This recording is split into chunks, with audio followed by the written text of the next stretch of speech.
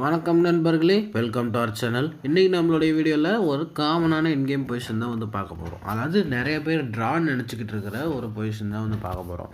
அதாவது flank pawn and wrong bishop is draw அப்படின்னு சொல்லி நீங்கள் படிச்சிருப்பீங்க. அதாவது இந்த பான் வந்து டார்க் ஸ்கொயரில் ப்ரமோட் ஆகுது, ஆனால் நம்ம பிஷப்பை வந்து பார்த்திங்கன்னா ஒரு லைட் ஸ்கொயர்டு பிஷப்பு.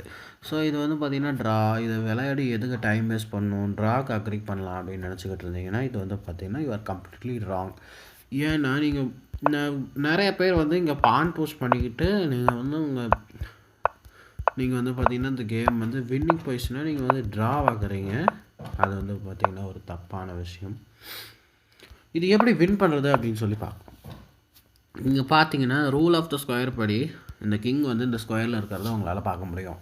ஸோ எப்படி வந்து இதை வின் பண்ணுறது அப்படின்னு சொல்லி பார்க்கலாம். ஃபஸ்ட்டு டிப்பு, உங்கள் பிஷப்பை இந்த டயகனலை மெயின்டைன் பண்ணுறது ரொம்ப முக்கியம். ஏன் எதனால் அப்படின்னு சொல்லி நீங்கள் வந்து பார்க்கலாம்.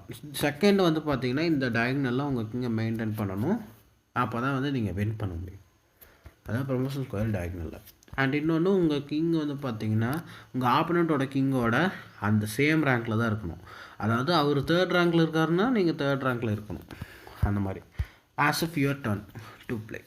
இப்போது பிளாக் வந்து கிங் C5 விளாட்னாங்க அப்படின்னா H4 வச்சு நம்ம டிஃப்ளெக்ட் பண்ணலாம். So this square is blocked, this diagonal is also blocked.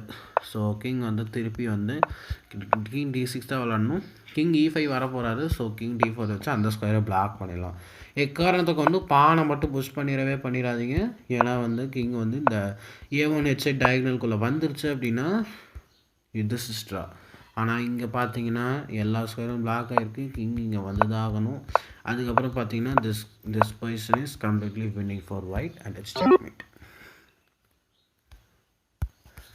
இங்கே வந்து கிங் D6 வச்சா டைரெக்டாகவே நீங்கள் இங்கே வர முடியும். பான் போஸ்ட் மட்டும் பண்ணிடக்கூடாது.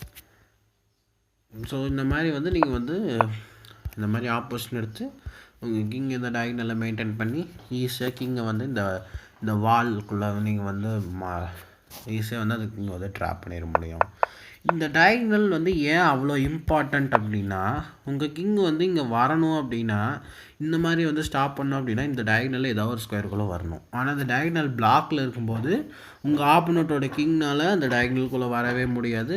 அது மட்டும் இல்லாமல் இந்த மாதிரி வந்து ஸ்கொயர் வரணுன்னாலும் நீங்கள் வந்து ஆப்போசிஷன் எடுத்துக்கலாம். உங்களுக்காக ஒரு puzzle. This is black to play.